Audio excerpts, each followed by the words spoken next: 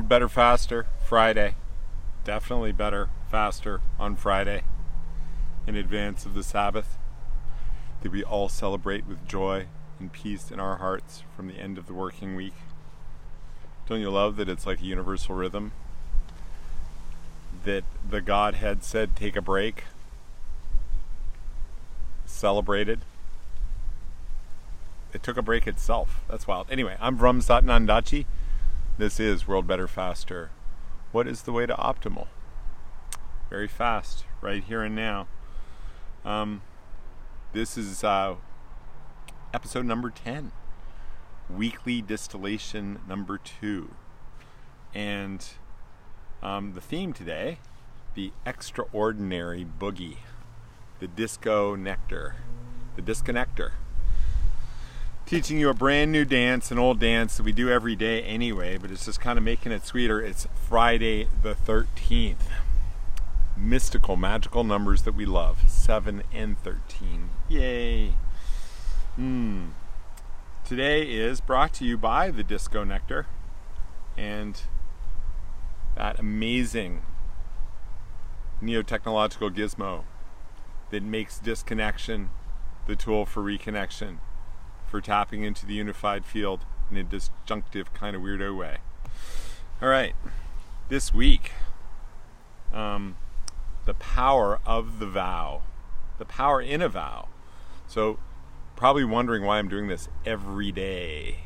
I'm doing it every day because I took a vow to do it every day, because I've been sitting on my big load of best wishes for the world, things that I've been studying and researching for years, and just a great feeling of joyful positivity and optimism about how the world is on the brink of great improvement, and really dismayed at the way that the information just isn't shared. So I'm sharing it like this and tuning into my voice, and really appreciate the people who tune in and listen and have offered feedback and support, especially those who have signed up at worldbetterfaster.com or tried to, and I didn't have the technology working because my sharing thing wasn't on the Google form. So now it's shareable. You can type in worldbetterfaster.com or .org and sign up and say what you like and care about in what we're doing, and maybe even participate and help in this project or share more information through that form. Emails and Facebook is okay, but I don't get to track it and keep track of who cares about what that way. And so the vow is really this dedication that I really tried in deep dedication last year to quit smoking and marijuana, tobacco and marijuana, starting in October, November, and it's lasted since then. So I've had a year, renewed the vow in January, and it made it easy, just that I really did lay my word into it, wrote it down, put it on my altar, and committed with my higher self and with Source to stick with it. So I'm doing the same thing here, and my commitment is to get some kind of output every day in social media, in the voice, in honing my voice, and the clarity of my expression, which I've got to say, in reviewing some of these videos, I'm a bit all over the place. But the goal is to hone the expressions so that I can make this information more shareable, more approachable, more inspiring. So that's where I'm at. And thank you for sticking with me. Monday, episode 6 was the Eden Project, Unified Fields in Pakas Center near LA. Here's why you might want to tune into that episode. Number 6 was really about this essential question, our birthright to be on land and to have a continuous lifelong connection to land. That 95%, 99% of the people on Earth do not have an ancestral connection to land. How on earth can we expect people to really be invested with their full hearts and imaginations in the healing and the care and the regeneration of the planet if they don't have a vested permanent stake or a relationship with nature? So I say this, and it's the essence of it. Imagine having a place where you are born, where you give birth, where you grow up, fall in love, build relationships and friendships, a place where you age, gain wisdom, a connection to the land, contribute to the land, see it grow and emerge and evolve, other families come, visit other people's land, and then die and be buried in that land, and know that the land will be cared for, that everything that you've put into it, you're part of the continuation of life in a living form, in a beautiful way. We don't have that. It's all rental, long-term ownership. It's a land lease without a connection. People move all the time. In the wealthiest families, a generation or two, and their connection to the land is lost. We should have communal property. The communal property should be co-live, co-work space where we can all get a taste and a touch of it. It doesn't necessarily mean we live full-time in the country, but some of the time, a lot of the time. And as we, just reiterate, as we get more robotics, artificial intelligence, the liberation from mundane tasks and a lot of the jobs in the world where all the cars are going to be driving themselves, all the boring repetitive tasks are going to be done by machines and by computers, we are going to have more time. We can seize more time, we can ask for more time, and with that more time, take it to places where we can restore, where we can connect with family, friends, dive into our cultural enrichment. And that's the essence and the purpose, greatest purpose behind Unified Fields as a general project, and the Pakas Center, which means unity in the local First Nations language, Chumash language. Pakas means unity. Our center that we're trying to create here in Southern California is to be a kind of Esalen or Omega Institute in a regenerative permaculture forest paradigm. What does that mean? Instead of depleting the land or just letting it grow wild, you tend it with care to be integral to the local ecosystem, that it builds up soil, holds more water, and creates greater capacity for nourishment, for beauty, for human life, for living in higher density, but lighter on the land. More people, less impact. More culture and community, less damage, more connection. So it's a site where we share information and wisdom and knowledge like an Esalen, but a model of how to do this new form of living on land in a highly visible place like Los Angeles, so we can share the vision worldwide with influencers and storytellers here, so people can start to see what we can create worldwide. From the shores of Lake Assad in the most decimated part of the world, i.e. in Syria, a highly uninhabited region with plenty of water, that if we had that asset at Burning Man, it could be a permanent, beautiful home developed in minimal ways, like we'll be starting on our property here, glamping and building up into a permanent homestead. Our very process for how we're doing community and stakeholder engagement in that project, also intending to be a model, to be a diverse group of people, men and women, soft skills, hard skills, business perspective, as well as communal, council-based conversation, flat, non-hierarchical organization. So a workshop for how to do it well in a way that is the future paradigm, what people are calling the way of generativity. I posted a PDF, I think it was in week 1, day 2 or 3, on the way of generativity, a link to that document. I can share it again, just request it. But it elaborates a way of working in council that really respects each person as an individual, but also the project and the common will to move forward and be efficient in work. It's a delicate balance. We're learning how in our group. So Unified Fields, the name itself suggests, the idea of bringing all our fields, grassy fields and grasslands and new forests together, our communities together, and to form a unified field, a unified will among people to ask for this solution to come from our governments, from the wealthy that are going to transfer most of the land that they own. The private land is held by very few people. And we can actually create more value for them and for us if they'll give us a chance to beautify it and make it our homesteads, taking it from $1,000 or $10,000 an acre for ag land up to $100,000 or more for a homestead. There's just a lot of upside for everyone to win tremendously with that. All right, so that was episode 1. And if you want to reach out and help us with that project in Los Angeles or learn about other great projects and things, you can look up New Mundo, which is an organization that links eco-villages and resources around the world. The Global Eco-Village Network is another one that has lots of resources online. You can just Google that as well. Or tribalize.co. My friend Brad and I leading another conference in Northern California, right in the backyard of where these fires took place in Santa Rosa, to rebuild these kinds of regenerative communities. So if you're in Northern California or you're fascinated by this, that conference is definitely going to be a great place to tap into great resources about how to start one of these, and the other models that I got to encounter that were truly inspiring about how to more efficiently and powerfully realize this dream of Eden Earth through Edenic-like communities. We can do this. All right. Next episode was Unified Fields in Theory and Practice, and that moves into more the side of the World Better Now dimension of things, how we do it in an imminent way, how we actually work in the field, in the unified field, and the paradigm of the unified field, and what that means.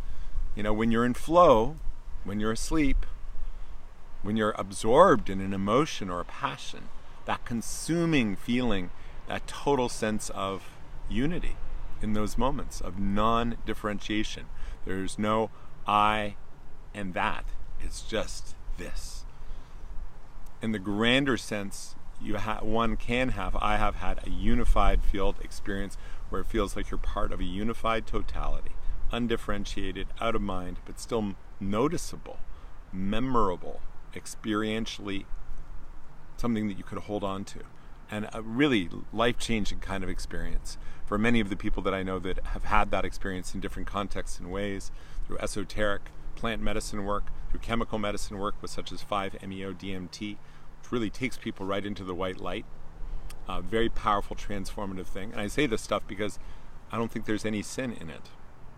I've heard more positive transformation happening or catalyzed in people through these experiences than almost anything else. What people do with it is the same as with any other transformative experience. Must be grounded in regular practice. But just to say, the unified field experience is also the and this is like, you know, the title of today's talk in some ways, the extraordinary. The extraordinary, the ordinary, everyday boogie. This thing that can be made extra by our perceptual allowing of its beauty, of our gratitude for it, of recognizing that any of those moments we had of supernal unity are applicable here. And this is where the DiscoNectar kicks in. That it's a dance in a way, and it's a lighter when you take it this way, but when you're disconnected, when you're in a mood, you're in a fight with a friend or a lover or a partner, when you're upset about the traffic, that moment of I am not that, I am not you, you are at fault, that thing, that the you are separate from me thing, that disconnect and that disconnection that people claim that we have with the world, it's true, it's a kind of perceptual game that happens, but when you notice it, and this is the dance, it becomes like immediately a part of a unified field again. Your very disconnection, seen from above, is like a dynamic dance between two parts of you, me and that other person, me and this experience, me and this emotion that I'm having. And that changes the disconnection to a DiscoNectar. Like that. So we are the DiscoNectars. It is a DiscoNectar, and I'm just loving that little pun. So that shifts, ironically, the I am not that and the I am that as two kind of immersive states. When you're locked into the I am not that and angry, or I am that and you're unified and just can't even think otherwise, it's the in-between one, funnily enough, that you come into awareness and you have the voluntary opportunity to re-establish flow, to re-establish a unified field perception, even in the perceived separation. So it doesn't really change the fact that there's all this happening around me, my feelings, my emotions, my upset, my feeling a bit like a loser for not being so clear about what I'm talking about. All those things are real, and yet I just stand back a little bit, recognize what the moment is and the magic in the moment that I'm in and the blessing for being where I'm at, and it gets unified again. So that was Unified Field in a nutshell of day 2, or episode number 7, World Better Faster. And then we went to episode 8 was Take Back Our Data, the We.coop concept, or We Own It. And this is really important. I know it's strange, but our data as a key force multiplier, as much as creating models of regenerative life and great places to be that heal the earth in the process and sequester carbon, that's great. Unified fields, love it. As much as getting into the flow state and being responsible, each of us, for carrying our portion of paradise wherever we are, and the emanation and the allowance of that field to come with us and for everyone around us, so we don't take the moment down, is the opportunity that we have to realize our share of the new economy and the information age. And that doesn't mean getting like all absorbed in our data and information and everything. It's to actually use our data and our information to be more incisive about our engagement with the world, choosing the most appropriate foods, the right music that'll just turn us on, the learning that would be the next appropriate learning, the health remedy for our condition, the counseling, the mentors, even the friends and the lovers. The system is crude. Advertising is a blunt instrument, and it's a waste of our time, the way that information just is thrown around. And no one really has a good, clear, comprehensive data mirror of themselves, because the data is scattered, taken and stolen by everyone from Google, Amazon, Facebook, the credit card companies, the banks, every retailer you go to. Any activity in the world that has a digital imprint or echo. Those silos of information are pillaged, shared in the background by corporations, companies, data mining companies that try to put together a story. And then they're not managed very well by such as Equifax or Yahoo, losing hundreds of millions, if not billions, of IDs and social security numbers and passwords. So where's our representative? Who actually represents our interests? Government is played way too much by the special interests that have a stake in digital marketing and the status quo. The big 5 technology companies, the Fortune 1000, everyone doesn't want any shackles or limitation on how they can play with the data. Who's going to represent our interest? You and me.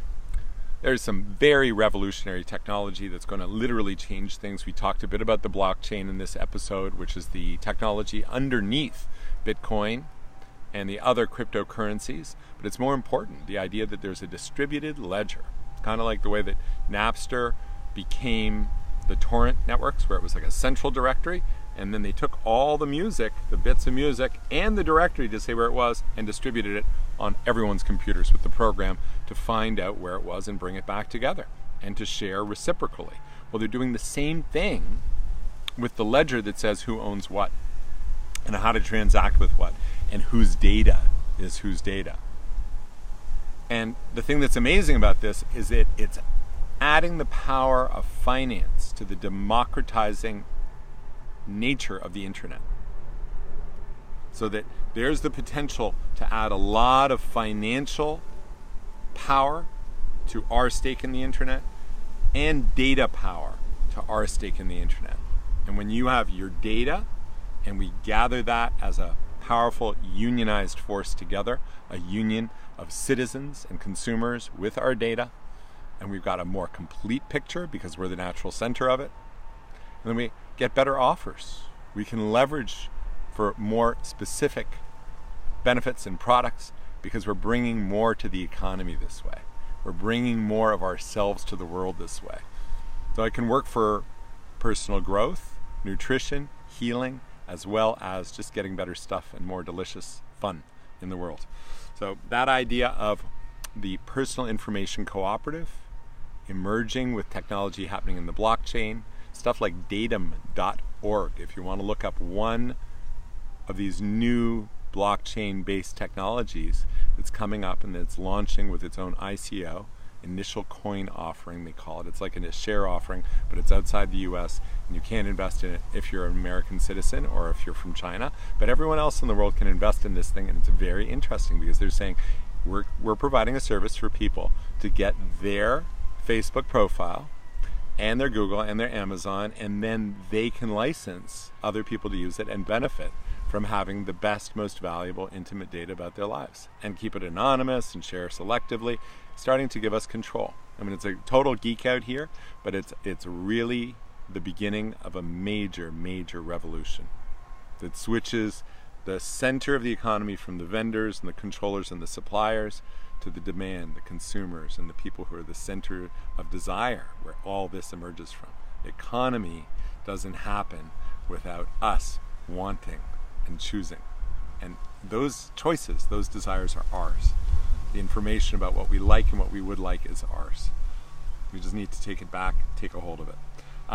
The other thing I was introduced to just last night on this topic with a friend visiting from out of town, Colin, who's going to use this blockchain technology to help make supply chains more transparent for such as like organic, fair trade, even kosher, and use those certifiers to the people who do the certification. I think he mentioned there's like 2,000 organic certifiers in California, and they just go around and they use spreadsheets and information, whatever, but you can't then, when you buy the product, see how your supplier scored. This allows the possibility to create transparent ratings for all sorts of products and foods so that it can even wind up in the restaurants you go to. That it'll be a transparent thing, that everything is tracked from its source to see where did these tomatoes come from? Were they grown in the best regenerative way? We can start to create different tiers of value for the certification instead of this blunt instrument that just says organic, not organic. Starbucks Fair Trade, they apparently tamped down the quality quite a bit when they brought their muscle in to make organic comply with their lower standards.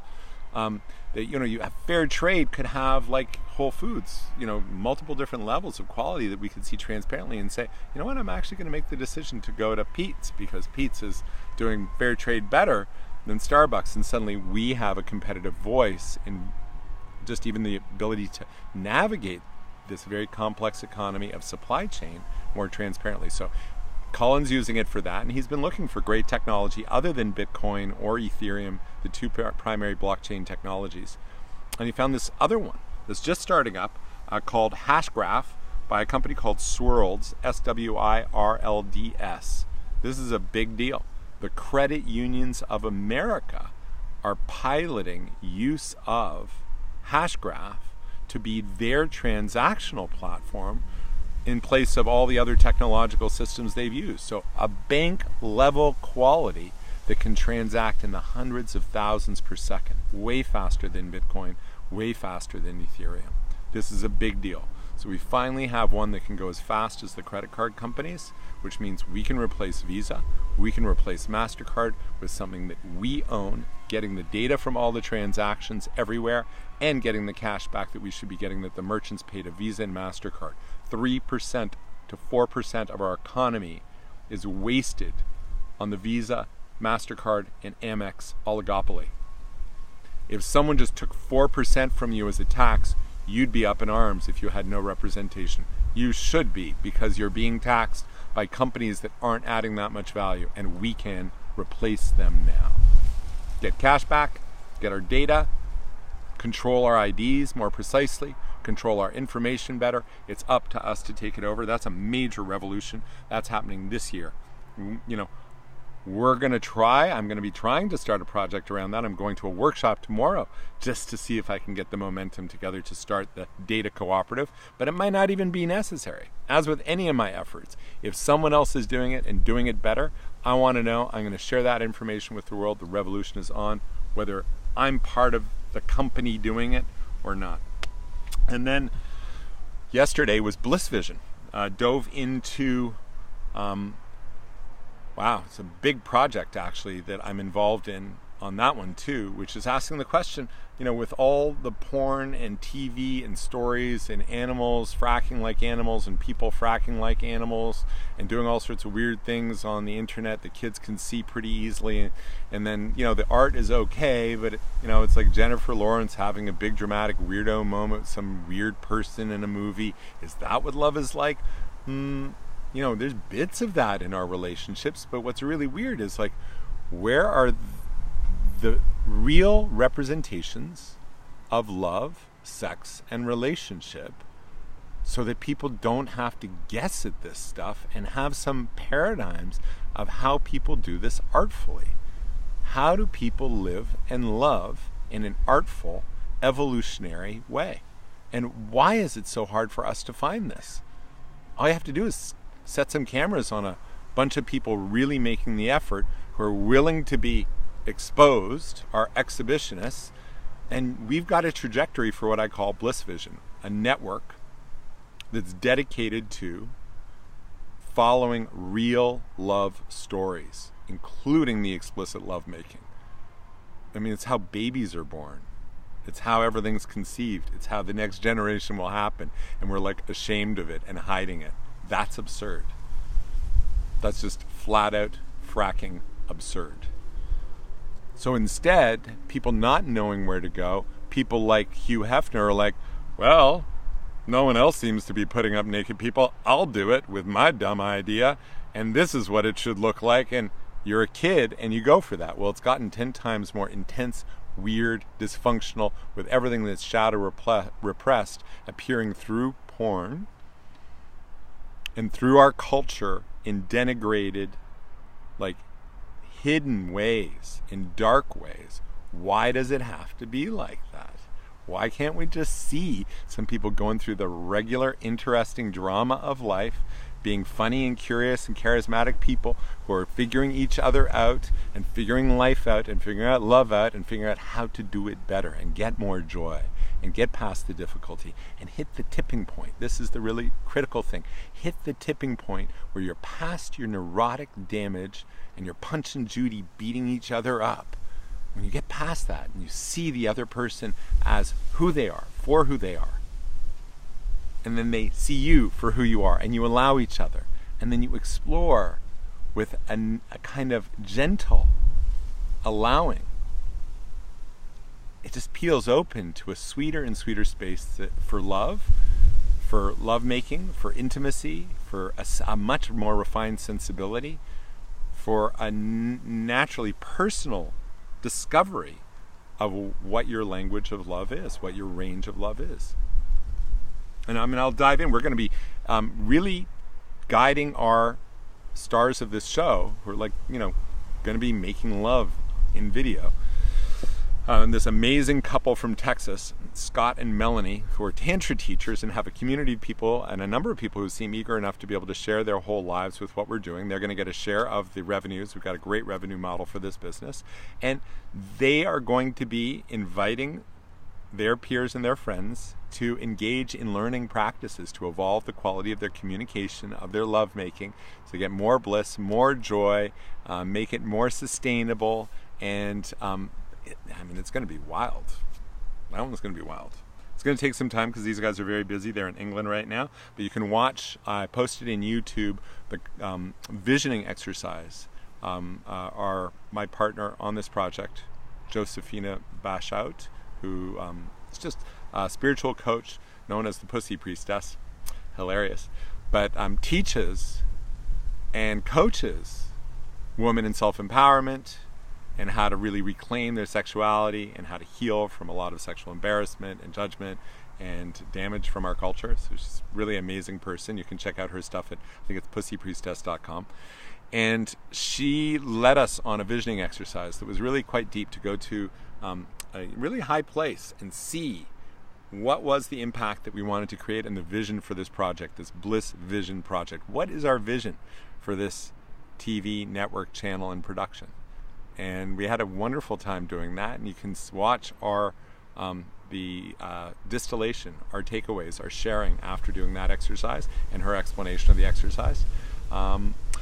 And then tomorrow I've got this all-day workshop on how to do an ICO, an initial coin offering, which is just like an accelerated process on how to do a startup in this new environment. It's a really exciting thing because there's a lot of people and a lot of money now open to more eccentric ideas, ways of doing things in this collaborative model that I mentioned before. And yeah. Then I'm going to a friend's amazing party on a property in Ojai, celebrating his girlfriend's birthday. And it's, you know, exactly a case study of someone sharing land and the experience of being on beautiful land that is like that Unified Fields project. It's a microcosm and a privately held version of the little paradise on earth that we want to have for everybody. So, a little ode to California while I'm at it, as the golden sun and baby blue sky all around, and this breeze, this gentle, misted ocean breeze blows past. It just makes me so grateful to be in this amazing place, in this amazing land, with such incredible freedom and allowing and imagination. In this awesome city of Los Angeles, hub of the creative capital, the great creators of our time, all these playful, imaginative people, including my daughter Grace, who's getting married next week, and her boyfriend Lucas, aka Jerry Paper, the artist. Check out his music and videos online, Jerry Paper. And I think that does it for now. I think we're gonna exit with the song. We started with Can Your Monkey Do the Dog, and that's Rufus Thomas, the Stax Records from like way back, and this is the Cramps.